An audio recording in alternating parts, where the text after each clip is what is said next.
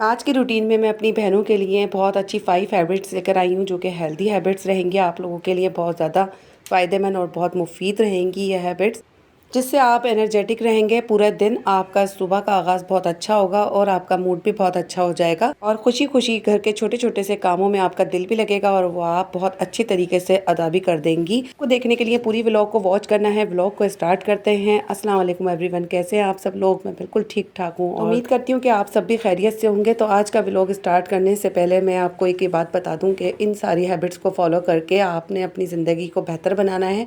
और मैं चाहती हूँ कि मेरी वो बहनें जो सुबह सुबह बहुत ज़्यादा लेजीनेस फील करती हैं, उनकी भी ड्यूटी जो है वो पूरे दिन की ही होती है, जैसे कि हम हाउसवाइफ की होती है और सारी ही हाउसवाइफ एक जैसी रूटीन से गुजर रही होती हैं। उनको छोटी सी एक मोटिवेशन की ज़रूरत होती है जो कि हम जैसी आम सी हाउसवाइफ ही दे सकती हैं। तो हम लोग असल में जब यूट्यूब पे कोई काम कर रहे होते हैं तो हमें देख के ऐसा ही होता है कि आप भी मोटिवेट होते हैं और आपका भी दिल करता है कि आप लोग भी उस चीज़ों को फॉलो करें, उन रूल्स को फॉलो करें। तो बेहतर तो यही होता है कि आप कोई अच्छी बात सिखा के जाएँ। और आज की व्लॉग में मैंने कुछ इसी तरीके की कुछ आपसे फ़ायदेमंद हैबिट्स जो हैं वो शेयर की हैं, तो उम्मीद करती हूँ कि आपको वो हैबिट्स पसंद आएंगी। सबसे पहले तो मेरी वो बहनें जो बिस्तर छोड़ते ही बिल्कुल ऐसे ही उजड़े हुलिये से किचन में घुस जाती हैं और काम काज करना शुरू कर देती हैं। सबसे पहले तो आप अपनी आदत बना लें कि आपने फ्रेश होकर अच्छे से तैयार होकर किचन के अंदर आना है, क्योंकि आप जब एक बार किचन में आ जाती हैं तो उसके बाद फिर आपको मौका नहीं मिलता कि आप अपने आप को टाइम दे सकें। और मुझे लगता है कि 99% ऐसा ही होता है तमाम हाउसवाइफ के लिए, तो बहुत ही मुश्किल हो जाता है। तो बेहतर यही है कि आप सुबह सुबह अपना मूड अच्छा रखने के लिए, ताकि आप सारे काम काज बहुत अच्छे तरीके से खुश उसलूबी से अदा कर लें अपने घर के, आपका मूड भी अच्छा होता है। क्योंकि जब आपकी फ़िज़िकल अपीयरेंस आपके मूड के ऊपर हावी होती है ना, तो आपका मूड यानी कि ऑटोमेटिकली चेंज हो जाता है। आप लोग करके देखिएगा एक बार इस तरीके से, अच्छे से कपड़े पहन के और फिर मुंह हाथ धो के अच्छे से थोड़ा सा मेकअप करके आप रेडी होके देखें और फिर देखें कि आपके सारे दिन के काम काज जो हैं वो कितने अच्छे तरीके के मूड के साथ आपके अदा हो जाएंगे। और मेरे कहने का मकसद बिल्कुल भी ये नहीं है कि मैं आपको बिल्कुल बाउंड कर रही हूँ कि आपने तैयार होकर ही सारे काम काज करने हैं, लेकिन एटलीस्ट कि आप मुँह हाथ धो के अच्छी तरीके से फ्रेश होके, जब तक कि आप अपना मुंह नहीं धोएंगी ना तो आपकी आंखों से नींद नहीं जाएगी। तो आपको अगर किचन के अंदर एक्टिव होना है, एक्टिव मूड के साथ दाखिल होना है, तो फिर आप जो है अच्छी तरीके से अपना मुंह धोएं। और पानी से जब अपना अच्छे तरीके से मुंह धो लेते हैं ना, तो आपकी नींद आंखों से चली जाती है और फिर आप अच्छी तरीके से बालों को जो है वो कैचर करके कंघी करके आप आए, तो इससे भी बहुत फ़र्क पड़ता है। मेरी बहुत सारी जो सिस्टर्स हैं उनको मेकअप का बिल्कुल भी शौक़ नहीं होता है, इवन कि वो किसी तकरीब में भी आती हैं तो बहुत ही ना होने के बराबर ही वो मेकअप करती हैं। तो उनके लिए तो ये बात बिल्कुल ही फ़ुज़ूल है कि वो मेकअप करके किचन में आएँ। तो बहरहाल जिनको शौक़ है तो वो थोड़ा थोड़ा सा मेकअप ज़रूर किया करें, हल्का हल्का सा, खुद को ही गुड फीलिंग्स आ रही होती है। ज़रूरी नहीं है कि हम किसी को दिखाने के लिए ही हमेशा तैयार हों, हम अपने लिए भी जीते हैं और कहीं ना कहीं हम अपने आप को रख के भूल जाते हैं काम काजों में। तो प्लीज़ जो है ना अपने ऊपर बिल्कुल ध्यान दिया करें। मैं अक्सर ये कह रही होती हूँ कि मेरी बहुत सारी सिस्टर्स जो होती हैं वो अपने आप को बिल्कुल भूल जाती हैं, अपनी केयर नहीं करती हैं। अच्छा, मेरा शुरू से यही था कि जब मैं यूट्यूब पे भी नहीं थी ना, तो मैं रात को अपनी क्लेंजिंग करके सोती थी, अच्छी तरीके से मुँह धो के सोती थी। और जब भी मैं बाहर जाती थी तो फेयर एंड लवली ट्यूब में ज़रूर रखती थी अपने पर्स में, तो ज़रूर उसको जो है वो अप्लाई करके जाती थी। उससे ये होता था कि उसके अंदर सन रेजेज़, यूवी रेजेज़ जो होती हैं वो हमारी सन प्रोटेक्शन के लिए होती हैं स्किन के, तो उससे बहुत ज़्यादा मेरी स्किन जो है ना वो सेटल रही, बहुत ज़्यादा मेंटेन रही।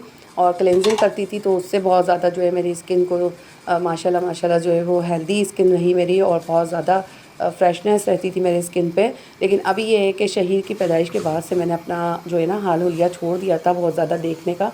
लेकिन अब यूट्यूब पे आने के बाद थोड़ा सा मैं एक्टिव हो गई हूँ दोबारा से, क्योंकि ऐसे ही होता है कि आप जब कभी मसरूफ़ हो जाते हैं तो अपनी थोड़ी सी सेल्फ़ केयर छोड़ देते हैं।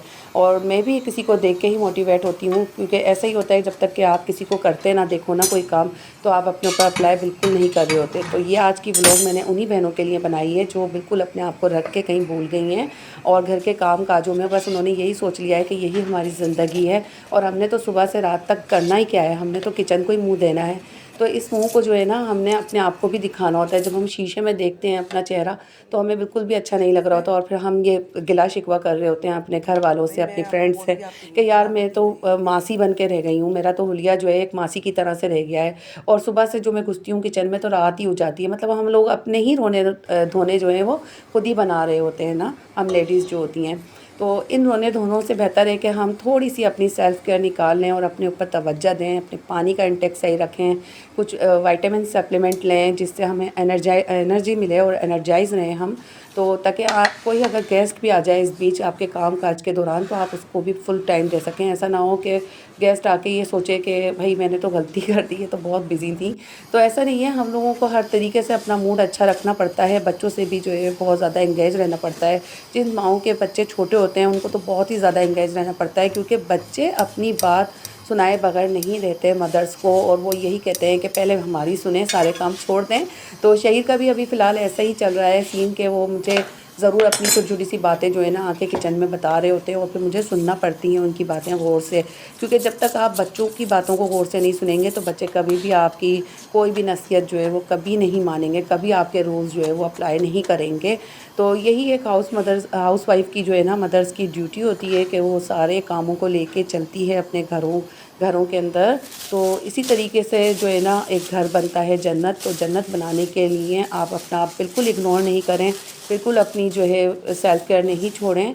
सबसे पहले आप हैं। अच्छा, मेरी वो सिस्टर्स जो जॉइंट फैमिली में रहती हैं ना, उनको तो बहुत ही ज़्यादा अपने इन-लॉज़ की फ़िक्र होती है, अपने शोहर की। फिर उसके बाद जाके कई थर्ड कैटेगरी में जो है ना वो बच्चे आते हैं, और फिर कमरा, और फिर मुझे लगता है कि खुद आती भी हैं या नहीं। 1 साल ही नहीं गुज़रता कि वो लड़कियां जो है ना वो 5-6 बच्चों की अम्माएँ लगने लग जाती हैं। तो प्लीज़ खुदारा मेरी उन बच्चियों के लिए बहुत यानी कि दिल से रिक्वेस्ट है कि आप अपना केयर करना नहीं छोड़ा करें। अपने अंदर जो एक चंचलपन आप लेकर आती हैं घर से अपने, उसको बिल्कुल भी दफ़न नहीं होने दें। आप मुस्कुराएँ, आप हँस के बात करें। अपने घर वालों से एक आदत बना लें कि आपने जिससे भी बात करनी है, आप कितना भी डिप्रेस्ड हैं, आपने हँस के ही बात करनी है, और अपने दिन का आगाज़ भी मुस्कुरा के और हँस के ही करना है। देखिए, डिप्रेशन तो सबको ही होता है, लेकिन उसको ज़ाहिर करने से कोई फ़ायदा नहीं होता। जब आप किसी से मिलते हैं ना, तो खुश मिजाजी से मिलते हैं, तो सामने वाला आपसे दोबारा मिलने की ख्वाहिश रखता है। तो जब आपका मिजाज अच्छा होता है, आपका अखलाक अच्छा होता है, तो आपकी फ़िज़िकल अपीयरेंस पे बहुत इसका असर पड़ता है। यकीन करें, मेरी बहुत सारी बहनें ऐसी भी होती हैं जो अपने हालात को लेके हर वक्त सोचती ज़्यादा हैं, और अंदर ही अंदर वो जल रही होती हैं, घुल रही होती हैं। उनकी सेहत, यकीन करें, इतनी तेज़ी से गिरती है, और वो वक्त से पहले अपनी साथ वालियों के साथ एजिड लगना शुरू हो जाती हैं। तो मैं उन बहनों के लिए ख़ास तौर से ये रिक्वेस्ट करती हूँ कि आप अपना ख़्याल रखें। बेशक सारे घर वाले अहम हैं, सारे ही रिश्ते अहम हैं, लेकिन अपनी ज़ात पे किसी को फ़ोक़ियत ना दें। अपने लिए 20 मिनट 15 मिनट ज़रूर निकालें सेल्फ़ केयर के।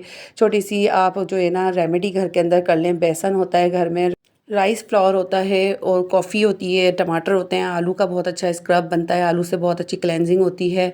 इसके अलावा मीठा सोडा होता है, जो कि हम अपने पैरों के ऊपर मास्क बना सकते हैं। कॉफ़ी, मीठा सोडा, बेसन, चावल का आटा और शहद मिला के आप अपने पैरों को जो है वो स्क्रब करें।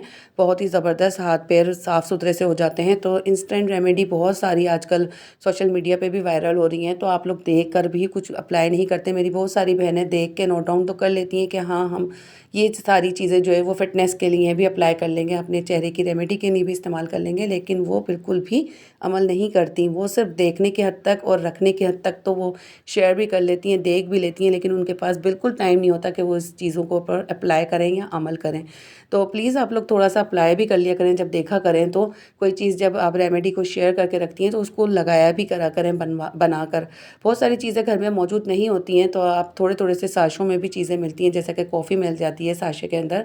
तो कॉफ़ी का इस्तेमाल बहुत बेस्ट है हम लोगों की स्किन के लिए, चेहरे के लिए, हाथ पैरों को साफ़ करने के लिए। जिनकी नेक गंदी होती है, बहुत ज़्यादा काली होती है, उन लोगों के लिए बहुत ही ज़बरदस्त है। उसमें मीठा सोडा डाल के आप जो है नेक के ऊपर आलू से या फिर टमाटर से स्क्रब करें, तो बहुत ज़बरदस्त इसके फ़ायदे होते हैं, और बहुत जल्दी जो है वो नेक के ऊपर से जो है सन टैन अक्सर बच्चों को हो जाता है, साफ़ हो जाता है। अच्छा, आगे जो है ना मैं बहुत सारी आपसे इस तरीके की ब्यूटी टिप्स और ब्यूटी रेमेडीज़ जो है वो शेयर करूँगी इंशाल्लाह ताला व्लॉग के अंदर।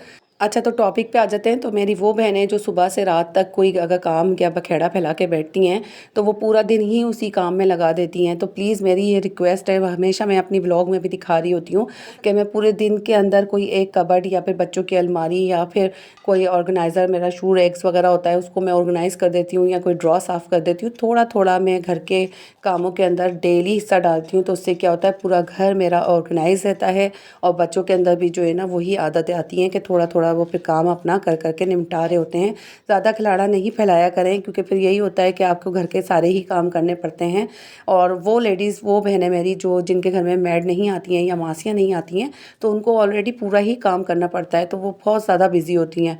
तो उनके लिए मेरी तो यही रिक्वेस्ट है कि कभी आपने कर्टन धो लिए, कभी झाड़ा कर लिया, कोई आपने किसी यानी कि कोने को साफ़ कर लिया, या फिर आपने बेड की सारी चादरें वगैरह सब धो ली और मशीन लगा ली, कपड़े तय करके रख दिए, बच्चों के यूनिफॉर्म इस्त्री कर लिए, कपड़े एक साथ इस्त्री कर लिए। तो ये सारी चीज़ें जो है ना, सारी घर की सफाई और डीप क्लीनिंग में ही आती हैं। तो थोड़े थोड़े पार्ट्स के अंदर अपने कामों को डिवाइड कर लें। रोज़ाना की बेस पे आप छोटे छोटे से काम निपटा लें, तो देखें आपकी लाइफ जो है वो आसान हो जाएगी।